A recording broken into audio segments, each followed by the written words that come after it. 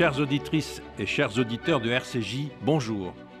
J'ai accepté avec plaisir la proposition de Sandrine Seban, que je remercie de sa confiance, d'animer une nouvelle émission de radio consacrée au cinéma. Ce sera un mardi par mois, de 11h à midi. Quand on aime un film, on a instinctivement envie d'en parler avec celle ou celui avec qui on vit, à ses amis, à l'école, au bureau ou dans les dîners de famille. Le plaisir du cinéma se transmet par la parole et l'échange. Tu te souviens de cette scène? Tu penses quoi de ce film?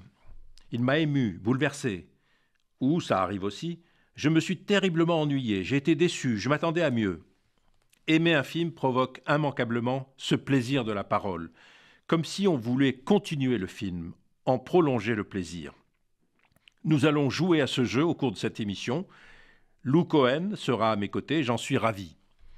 Nos trois invités ce matin, Claire Denis, dont le film, Avec amour et acharnement, est sur les écrans depuis le 31 août, un film avec Juliette Binoche, Vincent Lindon et Grégoire Collin, qui avait obtenu l'Ours d'argent de la meilleure réalisation au Festival de Berlin en février 2022.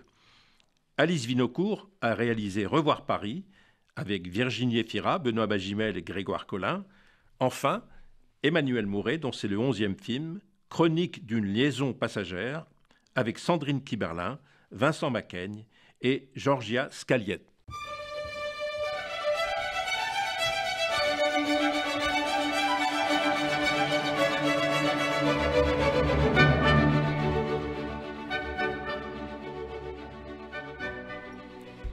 Bonjour Claire Denis. Bonjour.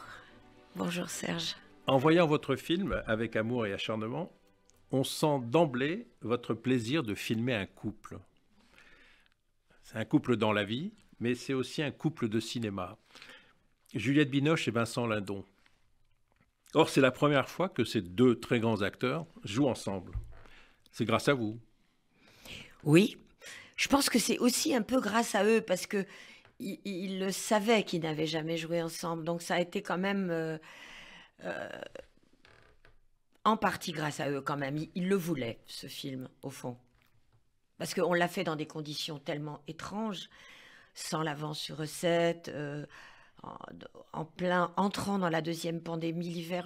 Il y a eu 1000 raisons qui auraient fait qu'on aurait dû pas le faire. C'est eux qui ont voulu, au fond. Dans la première scène, la baignade, sur le générique de début du film, on ressent tout de suite l'approche physique. Il y a un mélange de timidité et d'audace. Et le spectateur se demande, est-ce qu'il osera l'embrasser sur la bouche ou pas? Ou est-ce qu'elle le fera elle? Qui prendra l'initiative? Et sur ce tournage, on sent comme un corps à corps, quoi. Vous avez pris le film à bras-le-corps vous-même, et eux, comment filmer deux acteurs célèbres? C'est une question.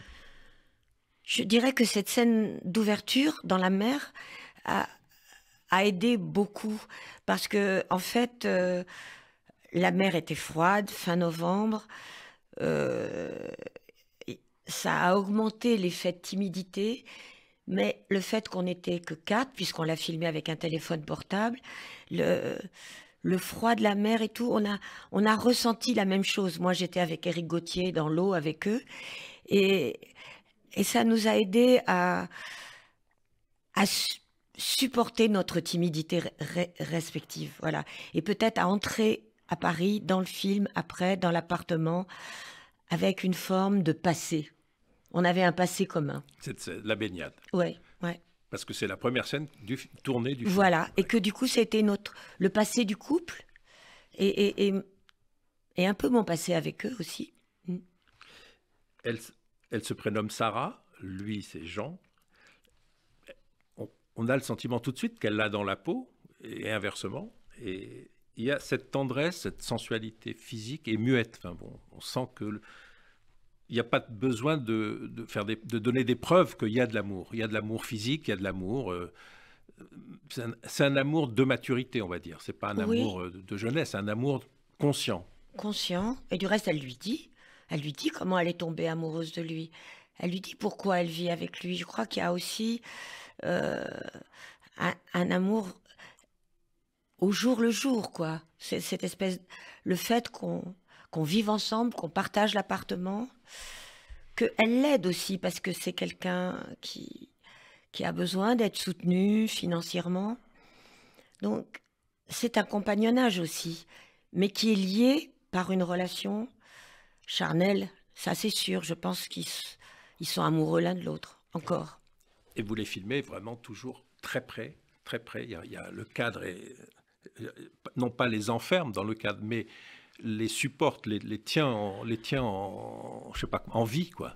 Oui, je m'étais dit, peut-être en pensant au film, après avoir travaillé sur le scénario avec Christine Angot, je m'étais dit que peut-être la ligne d'horizon de cet appartement, ça serait le balcon. Et que ça serait le plus large, ça serait le balcon où lui se réfugie pour téléphoner, pour fumer ses cigarettes. Et je me disais qu'à partir du moment où on était dans la cuisine ou près du lit ou dans la salle de bain, ben, c'était les dimensions de l'appartement, on allait être, je dirais vulgairement, les uns sur les autres, et que l'horizon, c'était le balcon, voilà. Il y a l'espace domestique, c'est l'appartement, Oui. et la terrasse, c'est son territoire à lui. Oui, parce que lui, au fond, il ne veut pas faire peser sur elle ses angoisses d'homme qui est en train d'essayer de retravailler, qui essayer de monter une boîte, et qui essaye aussi de s'occuper d'un fils dont il a perdu la garde. Donc, il a besoin de ce territoire pour ne pas... C'est pas qu'il veut pas partager avec elle, parce qu'elle partage tout. Elle ne cesse de lui dire. Mais peut-être il veut pas abuser de ce partage. Ce qui est très émouvant, c'est la manière dont le film dispose des informations concernant les personnages. Par exemple, ce personnage incarné par Vincent Lindon, qui est impressionnant, à la fois physiquement, mais on sent aussi qu'il revient de loin, quoi. Il y a cette idée qu'il a fait de la prison, on n'en sait pas plus. Qu'il a été un sportif de haut niveau. Voilà, un rugbyman. Et puis, il replonge dans une idée un peu brinque-ballante de créer une agence pour jeunes rugbyman, mais qui est pour lui la chance qu'il ne peut pas ne pas saisir. Ouais, vous savez, je suis née dans une famille où les hommes aimaient le sport. Donc, j'ai eu un grand-père qui suivait le Tour de France. Mon père aimait le football et le rugby. Donc, je connais beaucoup d'histoires de grands sportifs qui ont eu une deuxième vie très dure. Et elles m'ont toujours affectée, ces histoires-là. Quand il faut revenir après... Ne pas être sorti par la grande porte du sport, c'est en général un désastre. Et il faut tout rebâtir. Et c'est des hommes souvent blessés. Alors certains peuvent... aujourd'hui, ils peuvent aller travailler à la télévision. Mais le rugby est moins doté financièrement que le football. Bien sûr. Donc c'est souvent des hommes... Et puis c'est un sport où il y a plus de blessures. Donc, c'est comme le cyclisme un peu. Hein. Il y a beaucoup d'handicapés. Je voulais ça, ouais, j'aime ça. Et c'est très, très physiquement incarné par l'acteur, par Vincent Lindon. Oui. Cette terrasse-là, donc là, c'est son refuge à lui, il passe des coups de fil, on ne sait pas à qui, c'est très mystérieux. Et en même temps, il n'y a aucun indice, aucune menace sur ce couple, jusqu'à l'arrivée de François, l'autre homme, on va dire le rival, mais c'est pas un rival, c'est celui du passé. C'est le passé qui revient, voilà. Oui. Et c'est le grain de sable qui va un peu faire en sorte que tout ce qui fonctionnait fonctionne moins ou crée un émoi tel chez Sarah. C'est-à-dire, comme il survient un peu en contrebandier, on ne sait pas s'il la regarde ou s'il lui sourit, comme s'il faisait intrusion dans sa vie d'une manière un peu brutale. Et elle reçoit la flèche. Elle reçoit la flèche et au fond, elle se rend compte que ça change tout. Pas qu'elle va arrêter d'aimer son compagnon Jean, mais que sa vie bascule. Et elle lui dit tout de suite, du reste. J'ai revu François. Et bien sûr, lui aussi reçoit cette flèche.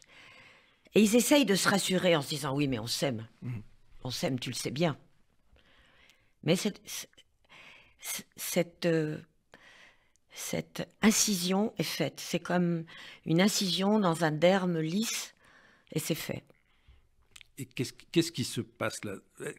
Pour Jean, c'est une trahison, c'est une preuve de la duplicité de Sarah, c'est un manquement au serment d'amour. Qu'est-ce qui fait qu'il réagit aussi violemment et prêt à tout détruire, quoi, à dévaster leur amour, quoi?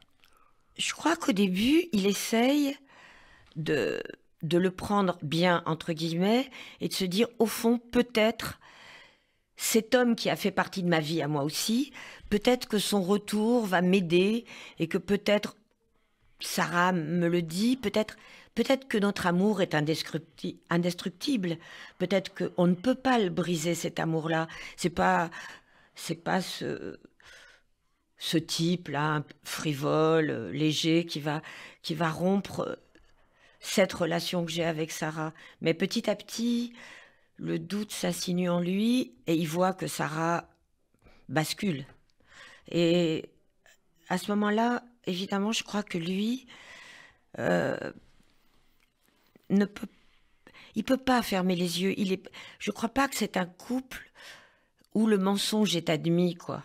Même si elle essaye d'atténuer un peu le baiser, ce qu'il ressent lui, il peut pas supporter que peut-être il y aurait une ombre et qu'elle se cacherait derrière. Ça, je crois qu'il peut pas. C'est pas dans son programme à lui. Alors que elle voit autre chose. Elle voit sa vie de femme. C'est pas une jeune fille. Et elle dit, mais après tout, moi, j'ai toujours marché droit.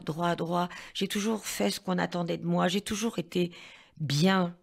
J'ai toujours été la compagne parfaite. Et est-ce que je peux pas avoir ce petit espace de liberté? Est-ce que je peux le prendre, ce moment de liberté? Et au fond, elle sent que le désir lui dit oui. Le désir lui dit, mais oui, tu peux. Tu as cette liberté-là. Et elle le prend. Mais ce désir-là, cette liberté-là, c'est trop pour Jean. C'est trop pour lui parce que lui-même est en train comment dire, vulgairement, de se refaire, de se remettre à jour par rapport à son passé, au fait qu'il n'a pas de carte bleue, par exemple. C'est un petit détail, mais qui compte.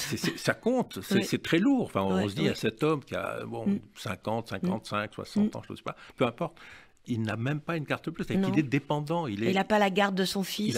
Il doit se refaire. Comme au jeu, on se refait. Oui. Et il compte sur elle. Il compte sur elle, oui. Et il compte sur leur amour. Absolu, un amour absolu. Ouais. Et peut-être que elle compte aussi sur cet amour, au fond. Mais peut-être que lui, en dégoupillant la grenade, lui fait prendre conscience que elle aussi, elle va perdre. Elle sait pas encore ce qu'elle va perdre, mais peut-être qu'elle se rend compte que peut-être la proposition que Jean lui fait, si tu l'aimes vraiment, alors choisis. C'est un choix terrible. On peut pas choisir comme ça. Il faut exclure l'un des deux, quoi. Oui. Alors que elle voulait juste ce petit goût d'infidélité. Voilà. C'est très impressionnant dans le film, parce que les acteurs sont vraiment impressionnants, de force, de beauté, et puis vous les filmez avec une espèce de... Vous collez à eux, enfin la caméra d'Éric Gauthier colle à eux. On peut pas sortir de ça. Et c'est pas du théâtre, c'est vraiment du cinéma, parce que c'est très impressionnant. J'ai revu le film 2 fois et je suis prêt à le revoir encore, parce que là, c'est pas des numéros d'acteurs, c'est quelque chose qui est saisi à vif sur le plateau. Je ne sais pas comment vous avez fait. Vous l'avez ressenti comment, vous, en filmant? Moi, je l'ai ressenti, je crois qu'Éric Gauthier aussi. On était 4 dans ce couple, en fait. Je veux dire, non, je devrais dire qu'il y avait aussi un perchman qui essayait d'attraper les mots, mais je crois qu'on a compris très vite que enfin, moi, j'ai tout de suite senti que si on n'était pas avec eux, on ne pourrait pas faire le film. On ne pouvait le faire qu'avec eux. Il y avait chaque fois que peut-être Éric me disait peut-être là on pourrait prendre un peu de distance, je me rendais compte que ça ne marchait pas. Il fallait être à distance du toucher. Voilà, tout le temps. Tout le temps. Et ça, l'appartement nous aidait à ça, mais je crois que le film le demandait. Il y a une chose que j'aimerais vous dire, c'est adapté d'un roman de Christine Angot. Et je ne sais pas comment vous faites, mais on n'a jamais le sentiment dans votre film, avec Amour et acharnement, qu'il y a un matériau littéraire romanesque qui préexiste au film. Alors, je ne sais pas comment vous faites, parce qu'on a le sentiment que ce film est fait, est arraché, c'est un arrachement au film, au tournage, au plateau. Enfin, il n'y a pas quelque chose qui préexiste, qui surplombe le film, qui serait la littérature, quoi. Comment vous faites pour ça? C'est-à-dire, d'abord, j'adore les dialogues de Christine, donc pour moi, elle était là en moi. Mais Christine, surprise un peu par cette décision de travailler pendant le Covid, cet enfermement était dans son livre et ne pouvait pas... Je crois que Christine n'aime pas l'idée même de travailler un scénario, donc elle m'a dit prends des pages si tu veux, voilà. Donc j'ai réagencé le roman de Christine autour de Vincent, de Juliette et de Grégoire Collin. La partie avec Bulle et l'enfant, Issa, c'est quelque chose qui s'est rajouté. Je pense qu'il fallait... Le roman de Christine est écrit à la première personne. Elle dit « je ». Et donc, je connais son compagnon, je connais son histoire, je connais très bien Christine et je l'aime beaucoup. Donc, je me suis dit « ok, elle n'a pas le temps, elle est dans son roman. Alors moi, je vais essayer...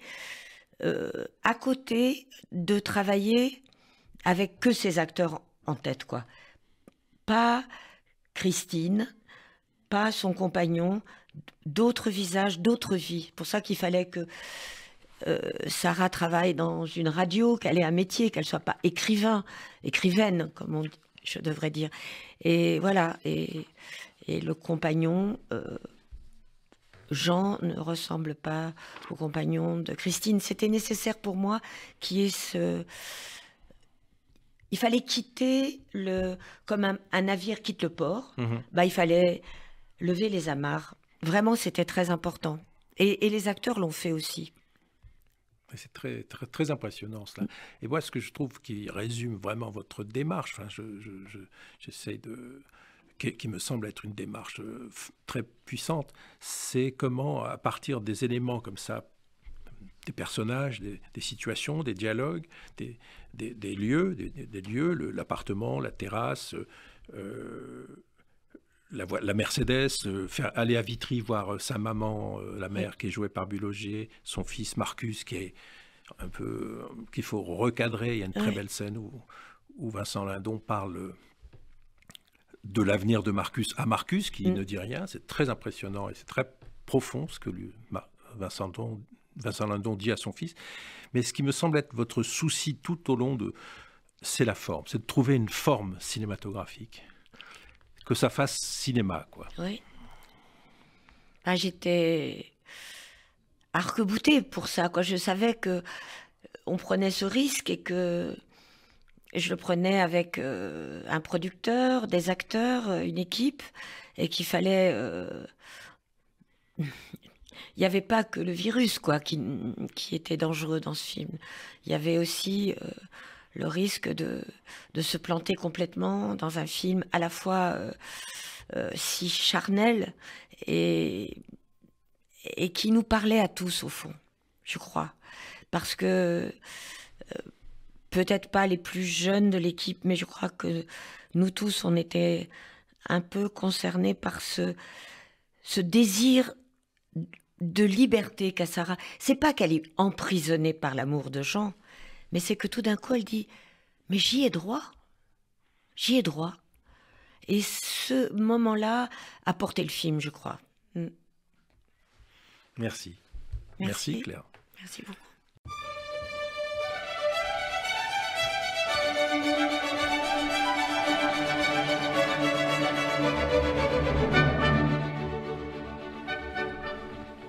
Bonjour Alice Vinocourt. Bonjour.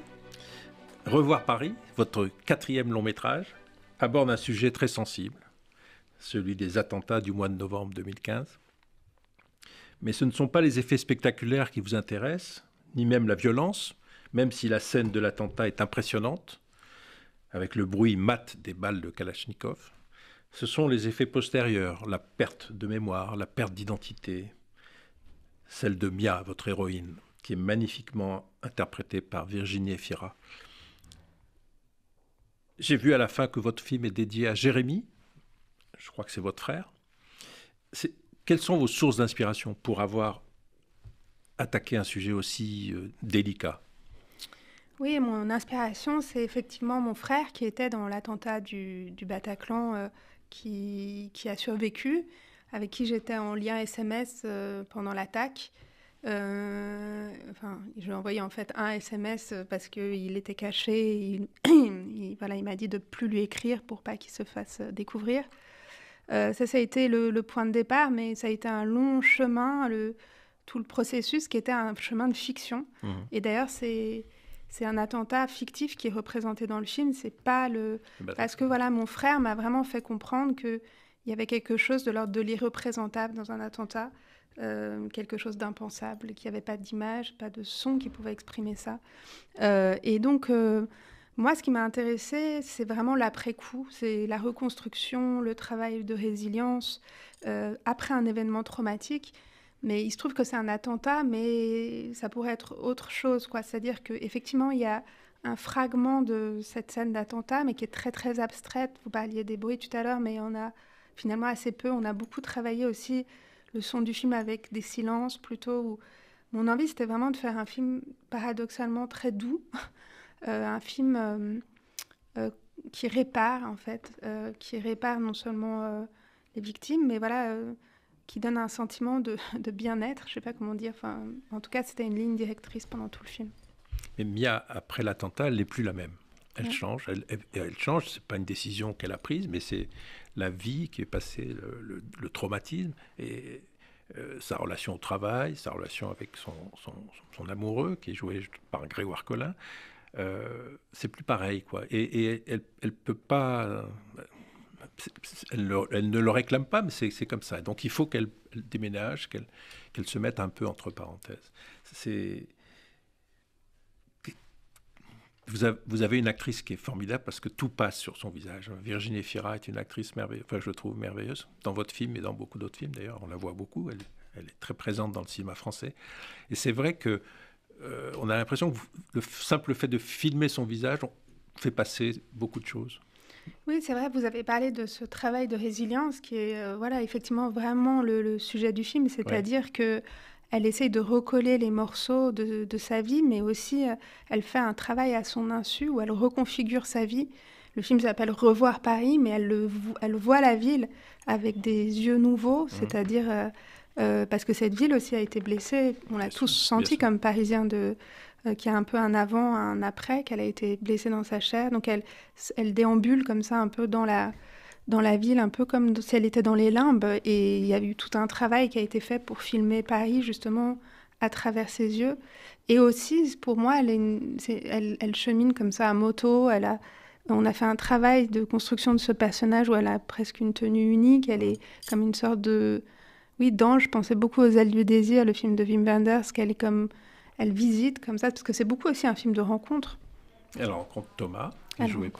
Oui, elle rencontre Thomas, qui est joué par Benoît Magimel. Qui, lui, est victime de l'attentat, dans sa chair. Il a perdu sa jambe. Voilà, il est dans sa chair, il est blessé. Et en même temps, et là, c'est un coup je trouve formidable, c'est qu'il est lumineux.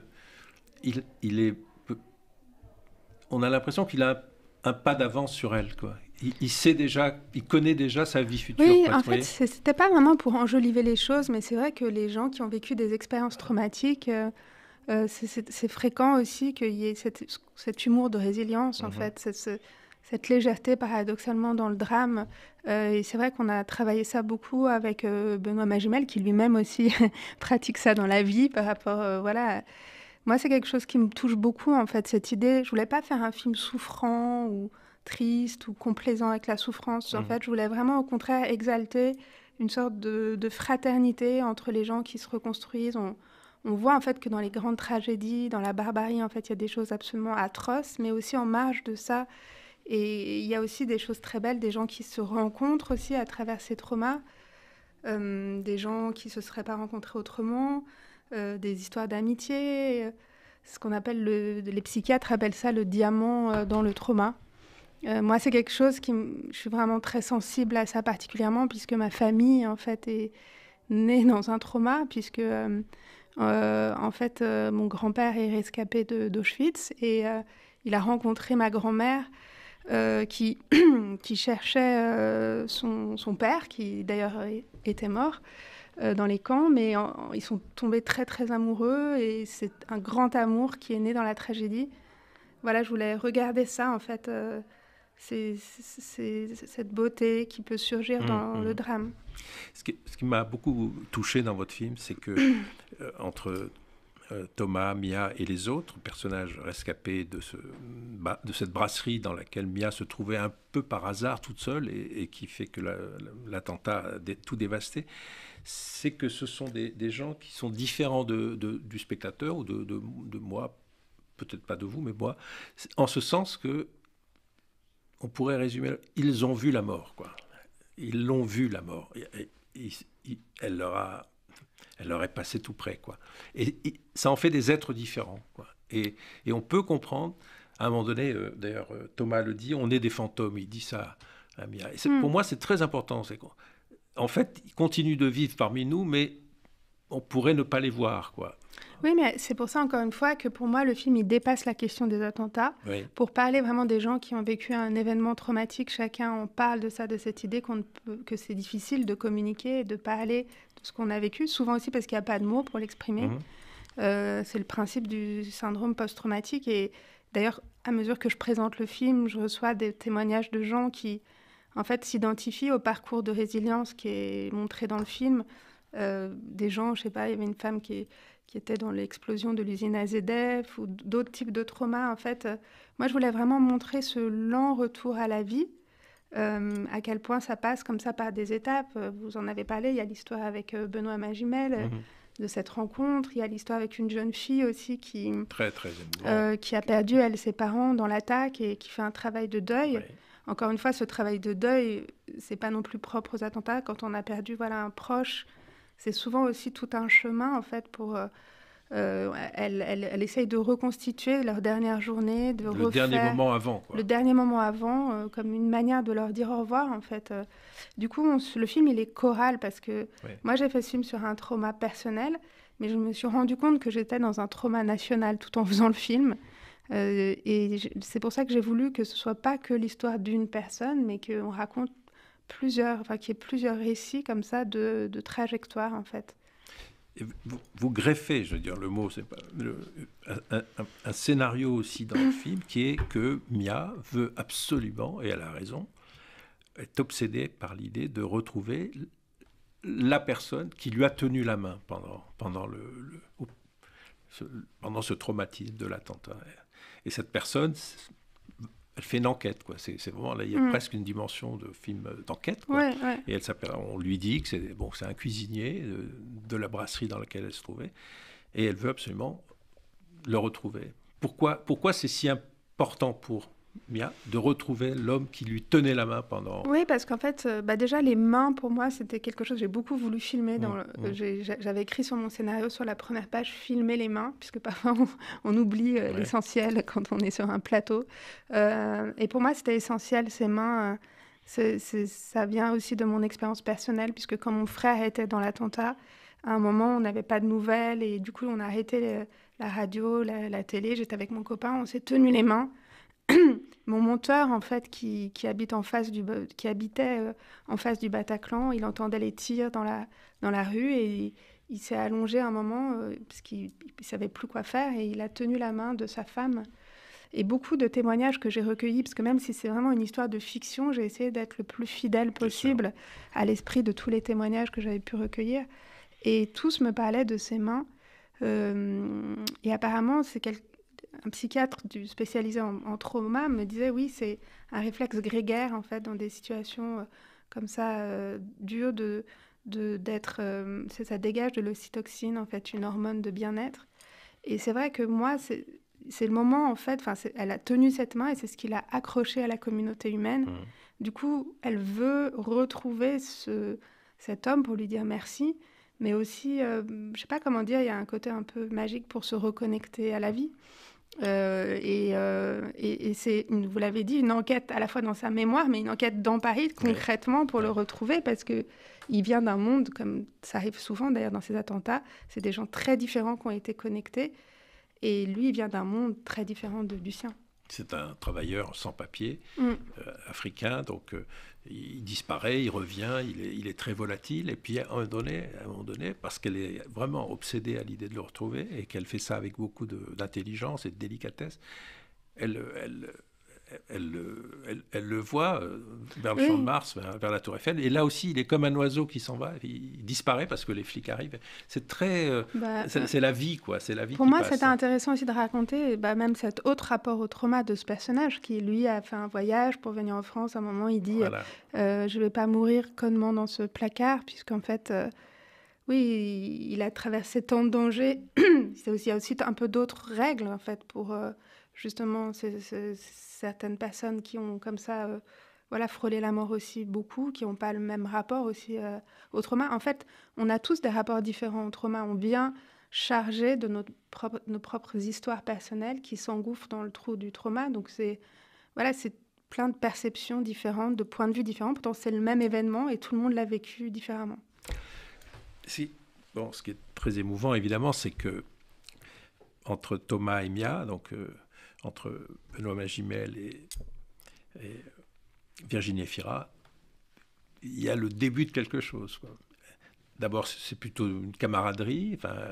Elle vient le voir à l'hôpital, elle lui offre un livre. Mais visiblement, c'est pas un grand lecteur. Il y a un petit peu... l'histoire qui va naître est jalonnée comme ça. C'est d'abord une amitié, une solidarité même plutôt, entre deux victimes. Et puis, peu à peu, quelque chose va naître qui est... Oui, elle lui offre un livre d'ailleurs, on ne précise pas de quoi, mais c'était en fait un livre au départ de Ossip Mandelstam. Mais après, je me suis dit, c'est un peu...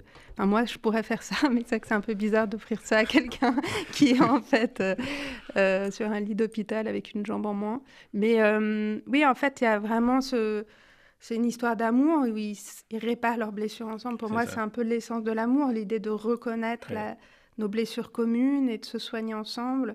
Après, il y a des étapes. Lui, il est hypermnésique, c'est-à-dire il se rappelle de tout. Donc, il est aussi envahi par sa... il a aussi un rapport comme ça qui est pas normal non plus à la mémoire. Elle se rappelle de rien. Donc, à eux deux, je pense qu'il faut un équilibre. Ils ont besoin l'un de l'autre. C'est très émouvant. D'abord parce que ce sont deux acteurs absolument... que je vénère absolument. Ils sont magnifiques physiquement. On sent leur implication dans le film. Et puis, moi, il y a un mot qui résume votre film, c'est la délicatesse, je trouve. Il y a une délicatesse. C'est un sujet difficile. C'est un sujet où il faut éviter les poncifs. Il faut faire attention. Puis, il faut trouver un fil narratif, une fiction quand même. Et ce qui me frappe, moi, c'est la délicatesse. C'est aussi la manière dont vous avez parlé de la tenue de Virginie Efira, elle est tout en noir. Enfin, effectivement, c'est Cocteau aussi. C'est un ange de la nuit, quoi. Puis je trouve qu'elle fasse de la moto avec ses cheveux blonds, c'est très très beau, quoi. Ouais. Et oui, c'est la délicatesse de votre film. C'est-à-dire, j'avais une énorme responsabilité. C'était celle que j'avais par rapport à mon frère. De ne pas trahir son récit, mais en même temps de transcender cette histoire pour ne pas être dans quelque chose, je le disais tout à l'heure, de souffrant, mais parce que les gens qui ont frôlé la mort... De plaintifs. Hein. Oui, en fait, et les gens qui ont frôlé la mort, ils sont plutôt habités par des questions, en fait, ils pensent plus à la vie qu'à la mort et au bonheur, en fait. C'est-à-dire, il y a cette enquête, mais aussi une quête qui est une quête du bonheur. En fait, quand on a frôlé la mort, on se demande qu'est-ce qu'on va faire pour le temps qui nous reste, est-ce qu'on a fait les bons choix dans la vie et on est traversé par cette question du bonheur. Hein. Je parlais de mon grand-père survivant, je crois que c'est la personne la plus joyeuse que j'ai jamais vue de ma vie. Donc oui, pour moi, c'était plutôt cette pulsion de vie, de même que je voulais capter la pulsion de vie de Paris, parce qu'on suit à mesure que le personnage, c'est un vrai personnage du film, et je voulais filmer la reconstruction de la ville en parallèle de la reconstruction de ce personnage, parce que filmer, en fait, essayer de recréer tout ce que les terroristes veulent détruire, quoi, c'est-à-dire les lumières de la ville, la chaleur humaine, les liens, en fait, entre les gens, entre les communautés aussi.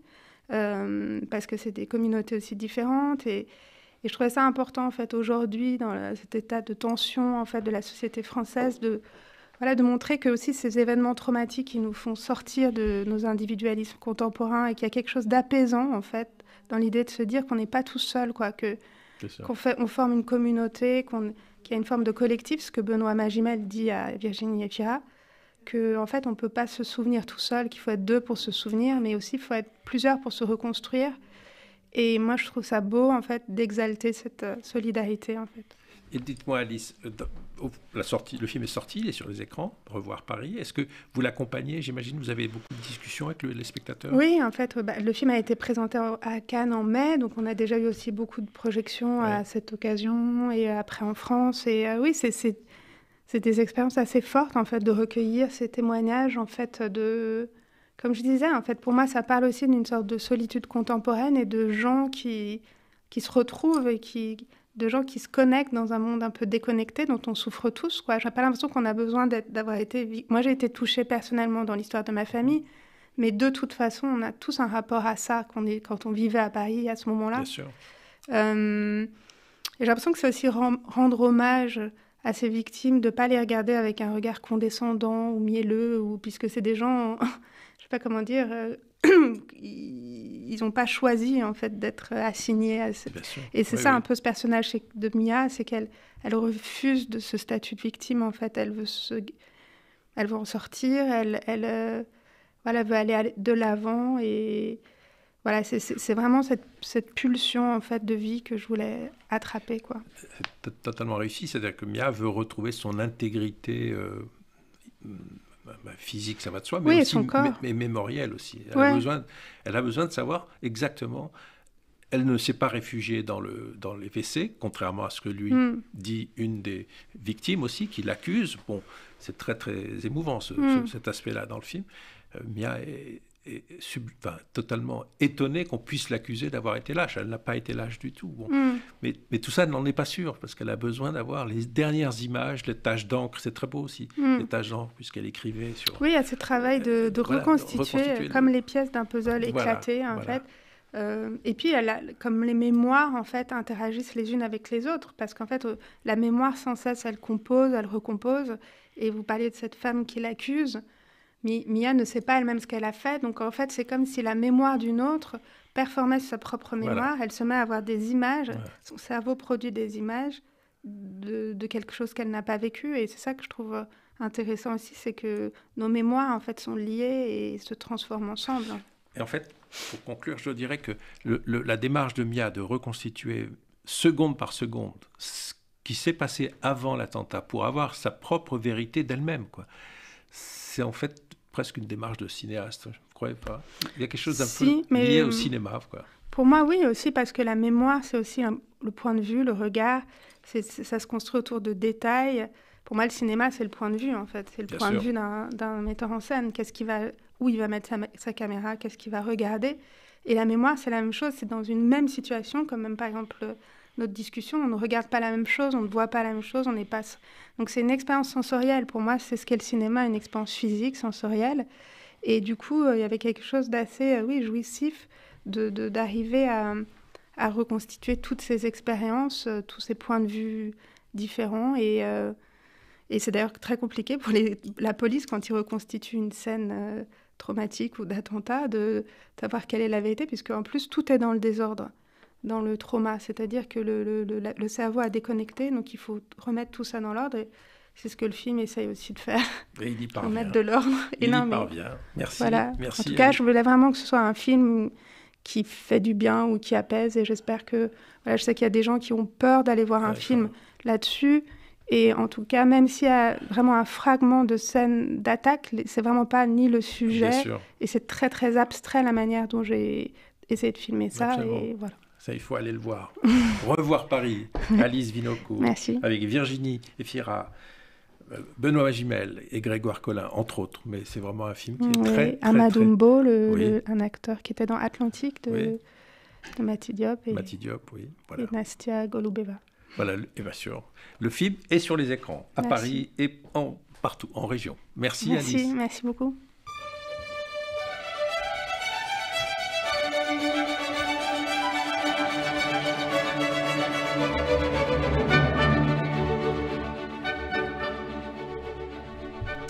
Bonjour Emmanuel Mouret.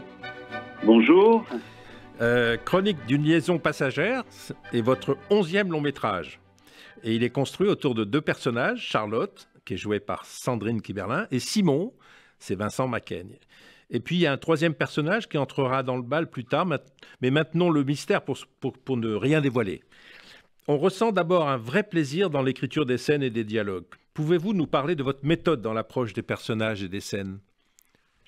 Alors, je ne sais pas s'il s'agit d'une méthode, mais je fonctionne pas en termes de personnage. Ça veut dire que je n'utilise pas de psychologie. Ça veut dire que je ne définis absolument jamais un personnage. Déjà parce que je n'aime pas trop voir au cinéma de la psychologie. Ça veut dire sentir le personnage enfermé dans une définition. Et parce que j'ai aussi le sentiment qu'on se définit davantage par une succession de contradictions que par une définition psychologique. Et de surcroît, je dirais que le comédien qui va incarner le personnage amène tellement de choses, justement, de caractère, de tempérament, qu'il est difficile, même avant de faire un casting, de pouvoir véritablement définir le personnage. Et d'ailleurs, le moment du casting, moi, je le définis comme un moment d'écriture. Donc, je ne pense pas au personnage, je pense davantage aux situations. Je crois que ce qui m'intéresse, le vrai point de départ, ce sont les situations et les enchaînements qui se poursuivent. Donc, une grande partie du travail consiste plus à travailler, alors je n'aime pas ce mot de mécanique, mais en effet, je conçois plus l'écriture d'un scénario comme, en tout cas un enchaînement, un moteur, on pourrait dire, voilà. Et vous y prenez beaucoup de plaisir parce que ce plaisir, vous le transmettez, c'est vraiment une des qualités, et il y en a beaucoup dans ce film, dans votre film, et on pense effectivement, on sent que vous avez vu le meilleur du cinéma de comédie, aussi bien des Américains comme Lou Beach ou Billy Wilder, Mitchell Eisen, je pense à eux, que Sacha Guitry, Jacques Becker, Eric Romer. Enfin, on sent que vous avez, votre background, c'est la comédie, c'est pour traiter le sujet qui est, au fond, le sujet, je crois, de votre, non seulement de ce film, mais de votre œuvre, c'est l'amour, quoi. Comment parler, comment mettre en situation, vous avez employé le mot situation, qui est très juste, comment mettre l'amour en situation et faire en sorte que ça rebondisse, que ça plaise au spectateur, que ça l'emmène vers des zones de l'amour qu'on n'a pas expérimentées ou qu'on ne connaît pas, ou dont il faut parler à la fois avec élégance et trivialité. Je ne sais pas. Comment vous traitez... Enfin, c'est votre matériau, j'ai le sentiment. Oui, et en même temps, je dirais que que l'amour, je le prends davantage comme une question que comme un sujet. Oui. Comme le dirait Saint-Augustin, qui ont demandé si on me demande ce que c'est le temps, je sais ce que c'est, mais si on me demande de l'expliquer, je ne sais plus du tout ce que c'est. Et je pense que l'amour, c'est le mot qu'on emploie le plus au quotidien. Ça nous paraît évident, et puis dès qu'on se demande ce que c'est, évidemment, c'est une question sans fin, et d'ailleurs, on ne s'y trompe pas, que ce soit des cinéastes, des écrivains, des dramaturges. C'est un sujet, mais comme un sujet qui n'en finit pas d'être traité, comme le paysage ou la nature morte en peinture. Oui. Et ce qui est, on va dire, en tout cas profondément, intéressant, c'est que je pense, plutôt que de partir de l'amour, je pars de situations de désir. Oui. Ce qui est intéressant, déjà le désir, c'est le cinéma. Tous les films parlent de désir, d'obstacles. Mais c'est surtout dans une situation amoureuse, c'est des désirs qui essayent de se... Il y a deux choses. Il y a le désir qui amène à la rencontre des corps et de l'autre côté, le désir, quand ça se passe bien, que ça continue d'une certaine manière. Et il y a cette double question qui est celle de l'engagement et du ressenti. Et parfois, on me dit, mais tiens, voilà, vos personnages sont infidèles et tout ça. Je dis non, moi, c'est un peu tout le contraire. Ce qui m'intéresse, ce sont des questions de fidélité, pour en revenir à la question initiale. Et mes personnages sont souvent clivés entre deux désirs. Celui de respecter leurs engagements, parce que c'est des personnages qui essayent d'être des gens bien, justement comme dans le cinéma que vous citiez, le cinéma des années 30-40, où il s'agit d'être gentleman, pour une certaine manière, où l'enjeu de dignité est important. Et donc il y a ce désir d'être quelqu'un de bien, désir de tenir ses engagements, et de l'autre côté, ce désir d'être honnête. C'est-à-dire d'être honnête avec ce qu'on ressent, avec justement le désir ou le sentiment qui nous parcourt et qui vient s'opposer quelque part à ces engagements.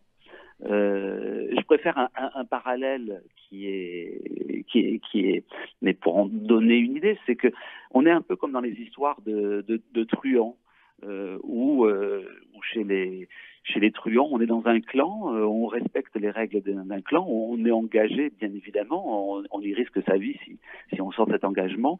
Et à un moment donné, le truand, notre personnage principal, on lui demande d'éliminer son ancienne petite amie ou un ami à lui, et il se retrouve également face à un conflit de fidélité, c'est-à-dire est-ce que je respecte les règles de mon clan, de mon engagement, de ma société, ou est-ce que je suis fidèle à ce que je ressens. Emmanuel, si je me permets, à quel moment, vous avez parlé du casting comme un moment d'écriture ou de réécriture du film, c'est très, très, très important de le dire, et à quel moment s'est fait votre choix de prendre Sandrine Kiberlin pour le rôle de Charlotte et Vincent Macken pour celui de Simon? Comment faire en sorte que ce couple d'acteurs, d'actrices, une actrice, s'accorde visuellement et physiquement? Comment vous abordez ça? C'est une intuition? C'est la discussion avec eux? C'est une alchimie? Non, c'est au départ une intuition, c'est des balbutiements, c'est du temps, c'est assez long. Oui. Et c'est même, ça a un effet sur le scénario. Au départ, je pensais pas nécessairement que dans les premières versions, le personnage féminin était plus jeune. C'est lui qui était, on va dire, il était bien plus âgé qu'elle. Oui. Et puis, on ne trouve pas d'évidence avec les acteurs qu'on connaît, enfin d'évidence comme ça, ne serait-ce qu'en penser. Et puis on se dit, tiens, si on inversait les choses, s'il se passait quelque chose. Donc tout ça, et puis à un moment donné, il y a un couple qui apparaît. Moi, ce qui m'a beaucoup plu, en tout cas, avec Vincent Macken et Sandrine Kiberlin, c'est qu'ils ont à la fois un fort contraste dans leur tempérament, oui, mais un point commun très fort, c'est qu'ils sont tous les deux très drôle, Oui. très drôle et très touchant à la fois. Oui. Et c'est cette forme de fantaisie, toutes ces couleurs qui m'a séduit, et qui m'a laissé entendre qu'on pouvait comprendre cette complicité qui très vite se noue entre eux et qu'on ait cette empathie pour leur lien. Je comprends. Et je dirais aussi qu'ils aiment la langue. Ils aiment la langue française. Ils aiment jouer avec les mots. Ils s'amusent aussi avec vos mots, vos phrases, votre scénario. Ça rebondit. Il y a un jeu de cache-cache qui est très, très séduisant. Et puis il y a dans votre film un souci de l'élégance. Est-ce que vous pouvez nous dire un mot sur qu'est-ce que c'est pour vous l'élégance? L'élégance, c'est justement quelque chose d'extrêmement difficile à définir et en même temps qu'on recherche à l'aune des cinéastes que vous avez cités tout à l'heure. Oui. L'élégance, c'est aussi quelque chose qui a à voir, je crois, pour moi, une façon de sortir, une façon plus profondément, oui, de sortir de la complexité. Ce qui est intéressant, de sortir. Le mot, c'est pas de sortir, mais c'est d'intégrer la complexité. Ce qui est intéressant au cinéma, chez les cinéastes que l'on aime, et je pense qu'il y a beaucoup de goûts qu'on partage, je crois que c'est lorsque la complexité du monde apparaît et que pourtant, il y a quelque chose dans l'œuvre qui déploie cette complexité et nous fait aimer tout de même le monde, que le film soit tragique ou léger. Et ça, je trouve, l'élégance, c'est la façon de traverser le monde, la façon de traverser les lieux le plus communs de la vie, il y a dans l'élégance quelque chose qui est de l'ordre de la façon. Et c'est pour ça que c'est quelque chose qui ne se définit pas, qui est de l'ordre du geste. Peut-être ceux qui ont... Jankélévitch en parlait très bien justement aussi de la façon. Il disait l'important c'est pas de donner, c'est la façon dont on donne. Et le cinéma, le cinéma comme tous les arts, et peut-être même la vie, est une question qui est dans la façon. Voilà. Donc voilà comment. Donc on réfléchit en tant que cinéaste, voilà, à trouver la plus belle des façons. Il y a une autre chose importante à dire sur votre film, Chronique d'une liaison passagère, c'est que c'est un film de soleil et de lumière. Il me semble que vous avez choisi de filmer un Paris lumineux, les parcs à Paris, mais aussi la campagne. Est-ce que ça a un lien avec l'idée que vous faites de la rencontre amoureuse ? Alors, je pense que... j'aurais du mal, parce qu'il y a quelque chose dans... je pense que c'est plus un goût de choisir une forme de ligne claire. Oui. Je pense qu'il y a un choix à l'image, et d'autant plus affirmé par le directeur de la photographie avec qui je travaille, Laurent Desmet, qui est, d'aller vers une image, on va dire, plutôt claire, et peut-être, lui, sachant mon goût, quelque part, pour la ligne claire. D'accord, la ligne claire. Et voilà, je suis pas, je pense que je suis pas romantique dans le sens du courant artistique littéraire, et que je suis plutôt du sens de la ligne claire. Je n'ai pas un goût pour le flou, pour les fondus, pour le mystère. J'aime le mystère, mais j'aime le mystère qui n'apparaît pas dans la pénombre et dans le flou, mais plutôt dans une clarté, voire une trop grande clarté. Mais c'est un goût, c'est pas une critique que je fais, voilà. C'est très juste. On va pouvoir résumer, voilà, Chronique d'une liaison passagère d'Emmanuel Mouret. C'est un éloge de la ligne claire avec des acteurs, une actrice et un acteur merveilleux, Charlotte, Sandrine Kiberlin, Simon, Vincent Macaigne. Et puis il y a un troisième personnage qui fait son entrée et qui va un peu bousculer cette liaison passagère justement, et qui justifie le titre. Merci Emmanuel Mouret et votre film, et bravo d'avoir réalisé ce magnifique film, qui est un film qui est promis à une belle carrière en salle. Je rappelle que vous avez aussi une rétrospective à la Cinémathèque française, on peut aujourd'hui voir tous vos films, vos 11 longs métrages et aussi vos courts métrages. Merci Emmanuel. Eh bien, merci de l'intérêt que vous portez à mon travail. Je vous remercie. Parlons cinéma avec Serge Toubiana, une émission préparée avec Lou Cohen, réalisation Guillaume Peigné. Notre prochaine émission aura lieu mardi 25 octobre de 11h à midi.